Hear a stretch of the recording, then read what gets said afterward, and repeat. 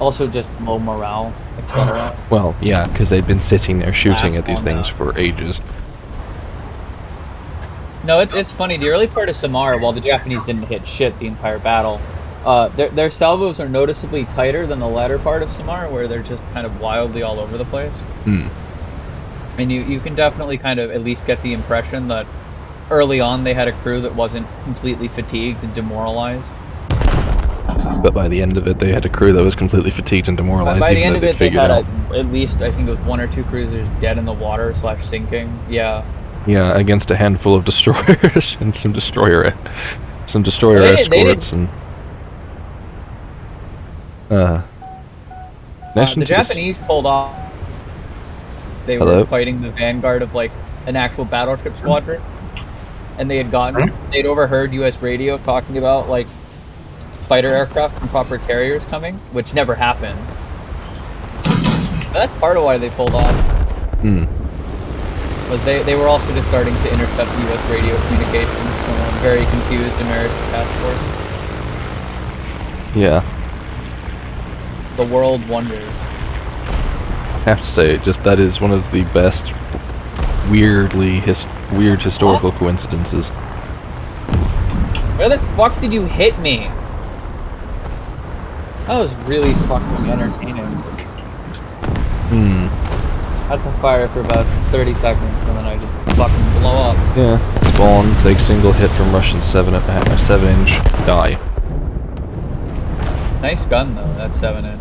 I really liked it. Yeah, the one that couldn't hit anything and had a horrible rate of fire because the Kirov turret is about half the size it should be. Beautiful gun though.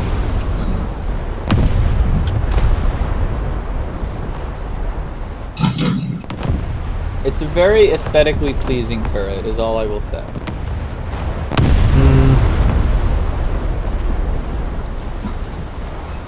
I like how narrow everything is, even if that causes problems. You may as well go for the Italian ones, because at least then they had enough space in them to Italian ones operate. are disgusting and are so narrow. See, the Kirov is having like 3 guns side by side. It's much better. The Kirov is an Italian cruiser trying to fit 3 guns at a twin turret. Yes, but they still did it because they could. See, they went the mile. They said fuck it and did it anyway. Like, if they'd been 6-inch guns, it probably would have worked reasonably well, but... Yeah, but 6-inch is a disgusting caliber. 7-inch is thoroughly overrated and not used enough. Underrated and not used enough, rather. I'm very glad I know you're joking. I am not joking. 7-inch is underutilized. But then you lose the speed... The 6-inch comment, sure. 7-inch is a fine caliber that never got used because there was no point in using it. Yeah, no point in using it because you lose the speed of 6-inch and don't have the power of 8-inch. My understanding, the U.S. likes it. The U.S. likes 7-inch. He likes that caliber. We liked it on pre-breads anyway. We never used it on like HAs, CAs, and so on because there was no point. Anything above 6 inches is a heavy cruiser, and why not just build to the limit? Yep. That's the issue with treaty limits. Everything... I'd be very curious to see if like 7-inch would have been a more utilized caliber without treaty limitation. Although I suspect most things would have moved towards 9 and 10. I wouldn't say 9-inch, no. I would be surprised if you saw 9 and 10-inch. A lot of designs called for it. The only reason you'd see that is because you're looking for things designed to kill cruisers, as in you're looking to build a super cruiser type thing. Yes, build a large armed cruiser. Yeah, because that's an armed cruiser gun. I totally could have seen 9 and 10-inch come about more. Issue is that if you're going to go for 10-inch, you may as well go for 12-inch. No, you have a much heavier ship at that point. Yeah, but the rate of fire is the same. And the effect on target from a 10-inch is substantially less than a 12-inch. In theory, comparable rate of fire. So. Yeah, so you may as well just go for the 12-inch. I'm gonna agree to disagree though. I don't know, all of the British, like, ignoring treaty limit cruiser designs though, they all were designed around 9.2 inch. None of them went higher, none of them went lower. That's because the 9.2 inch was a gun they already had. Yes, but my point is, even in a hypothetical, the Japanese, like, supercruiser designs drew up guns they didn't even have. Yeah. And hadn't even, like, drawn out what they were going to do for said guns. That's because they're hypothetical design sketches and not an actual, we're going to build this. B-65 was ordered. True, but B-65 They was didn't also... even have a gun finished in design when the B-65s were ordered for production. They had only settled on gun count and so on. You could say the same thing with the Queen Elizabeth. Yeah, but the 38, I mean, that's a battleship gun. That's another valid thing. Yeah. I don't know, I'm going to mostly agree to disagree, I guess. Because the 15-inch gun was not even designed yet when those ships were ordered. Yeah, they just enlarged the 13.5 and thankfully it worked. Yeah, they successfully managed to make the best battleship gun of the First World War. Well, I mean, yeah, to see service, yeah, to see actual usage. I would wholeheartedly agree. Oh, it was ridiculously accurate for the time, and good shells when they made them work. Yes, to see actual, like, serious usage and, like, what we can attest through combat usage, I would wholeheartedly agree. Yeah, and they were still relevant in the Second World War. I mean, I think any 15-inch gun from that era would have been. Yeah, I mean, they were obsolescent, but they weren't obsolete. Yeah. It's mostly the turrets that are very dated for the Second World War. Yeah. Hence, as I say, hence why you had the 15-inch, or the triple 15-inch KGB design, but then that was a 15-inch 45 as opposed to a 42. Yeah, that was a completely different gun, too, because they realized the problems with their old design. You had the N, the Mark 1, the Mark II, and the N turrets, but those were still pre-1930. I torpedoed a plane. Allied forces have captured a zone. And did nothing to him. And then they put the guns on Vanguard, and I have zero idea off the top of my head whether those turrets had anything original to them or whether they were just straight up ripped off of... They were literally the turrets off the Glorious class there. Yeah. They were, I think, slightly modified for Vanguard in the form of giving them, I think it was proper RPC control. That and a couple other things, but otherwise, like, as far as firing cycle and other stuff went, it was just like I should probably stop flooding. You know, Mr. Anti-Torpedo Boat Destroyer thing? Yeah. I have a PR-206 that's just torpedoed me. Do you see my list? Do you see my list? My buoyancy. It's a lovely little list. I was a little bit late, I will admit. Just a little bit. Roger that. But I one-shotted him when I got around to shooting him. You actually hit him?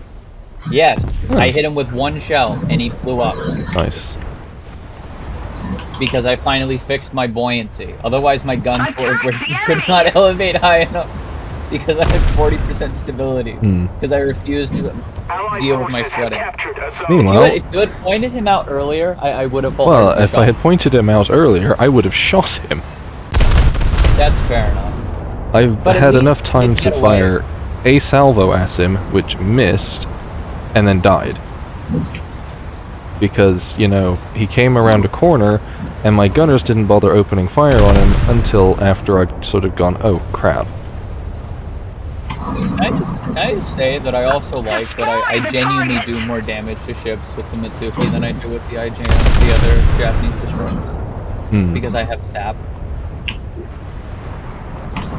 Yeah, because SAP is broken. A very nice SAP, at least for what this SAP is. It's quite nice.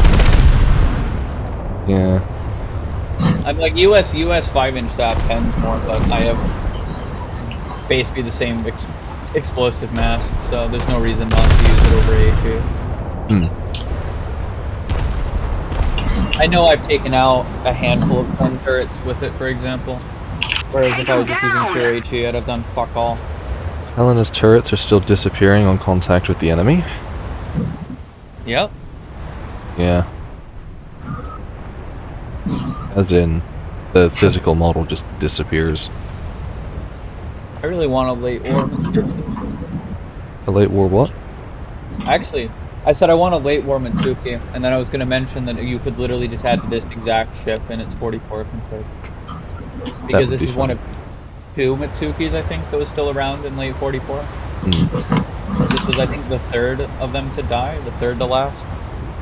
Yeah. My bad, I think there was like 3 left in 44. This is one of the 3. The last one sank, like, I think 3 days before 1945 rolled around. Yeah, none of them survived the war. They all sank in 44. They got an air radar, though. Well, it's hardly surprising. I mean, the list of Japanese ships that survived the war and... The list of Japanese ships that survived the war, period, is rather short. The list of Japanese ships that survived the war and were seaworthy is even shorter. Yeah. Yeah. It was not a glorious time to be in the IJM. Yeah. And the list of Japanese ships that were seaworthy, survived the war, and could move under their own power. It's like, it's a good handful. But I know Nagato was like barely functional. Nagato, I think, blew both her boilers. Hmm. She had unrepaired engine damage from a bomb raid, etc. She could move it, I think it was like about 6 knots, and then she blew a boiler trying to tow Tokawa and couldn't move at all. And she had permanent flooding from the same bomb attack that the U.S. did not fix, and which, actually, a large part of why she could barely move under her own power to the nuclear test was because the U.S. didn't maintain her at all after the war, and didn't repair the gradual flooding, which just destroyed her entire engine and machinery spaces. Yeah, she basically had a bunch of it was like how Prince Eugen lasted for like a year, flooding slowly. Same exact idea. The U.S. just didn't care, which I don't blame them. You have no use for this thing.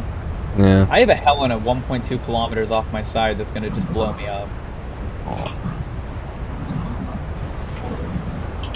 So I'm not long for this world, and I wish you farewell. Understandable.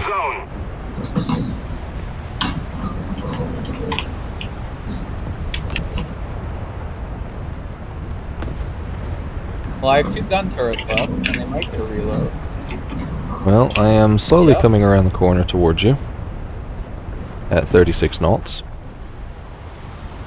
I have 1 gun turret left. And I'm not going to get a reload. Oh, I did! I got to fire 1 shell more. I think I damaged a magazine, but, you know, obviously it didn't do anything because I'm dead. I'll see if I can avenge you. Keep it up, and victory will be ours. It's an Eugen.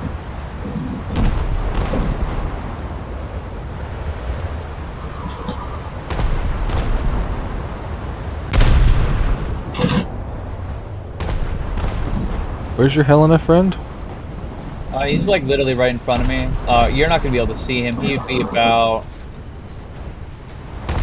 there, somewhere around there. I think. Oh, right there. Yeah, I was right near B. Yeah. Yeah. Excuse me. Did you find him? Yeah, I just put a bunch of shells into his 5-inch magazine and didn't do anything. Poggers.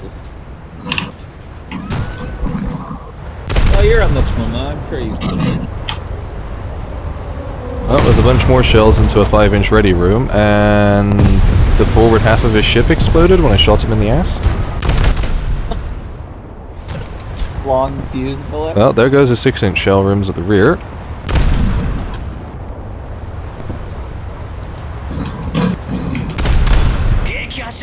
Avenged. Nice, I'm annoyed I didn't get an assist. Aw. I haven't been getting assists when I know I should for a while now.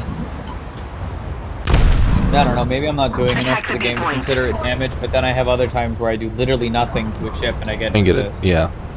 Or you do nothing and you get a kill.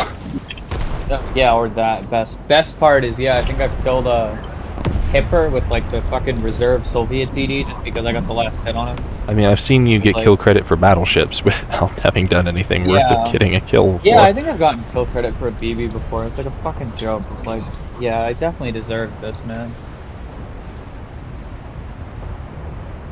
That's a cruiser.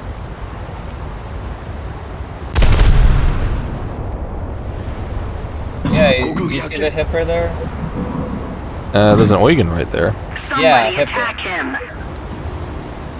That's what I'm firing. It's on fire because I just put a salvo into its forward magazine. Jeebus! I'm shooting sap at it because I hate myself. I just had an AM-1 fly straight across my field of vision just to get nuked by a New Orleans. Hoggers.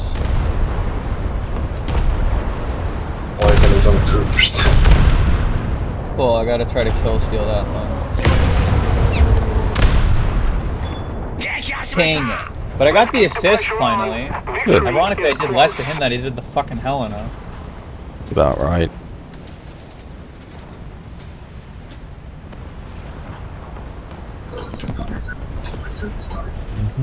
That was a one-sided fight. Fucking Von der Tan against the Pro Taco. Hmm. Or Von der Tan, I don't know how the fuck it's pronounced. I'm pretty sure I pronounced a lot of things wrong. Mood. Yeah.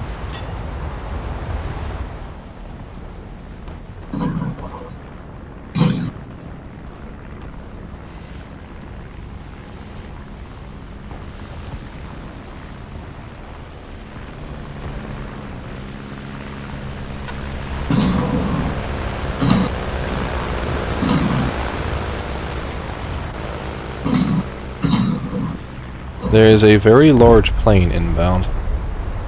Yeah, I'm busy firing on a cruiser. Hey. Otherwise, I'd load B2. And Yep. perform picket duty.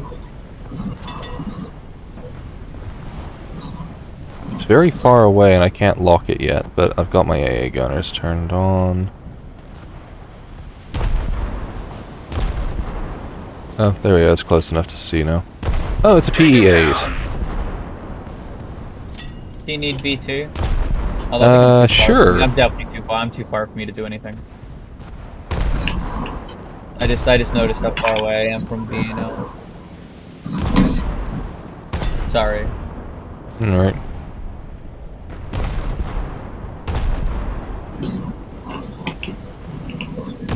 I think it's decided it's not going to try and kill me and it's going after de-intonation. Or is it de-intonation? A little more effort, and victory will be yours.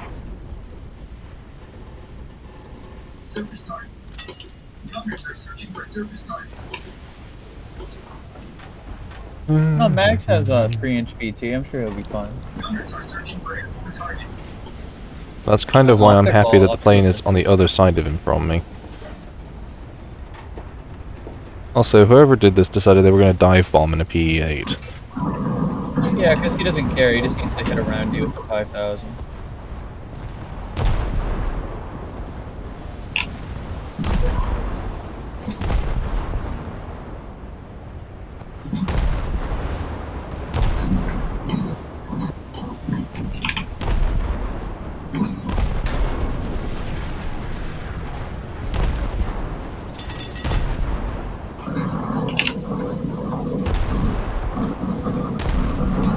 Should have taken more sap.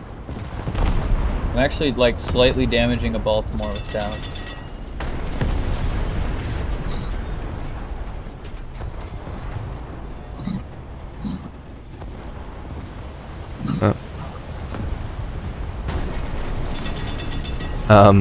I'm having a bit of an issue.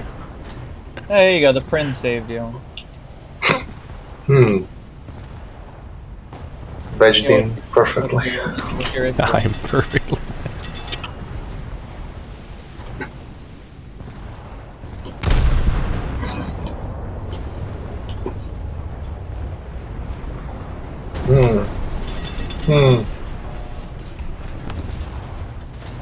Contacts.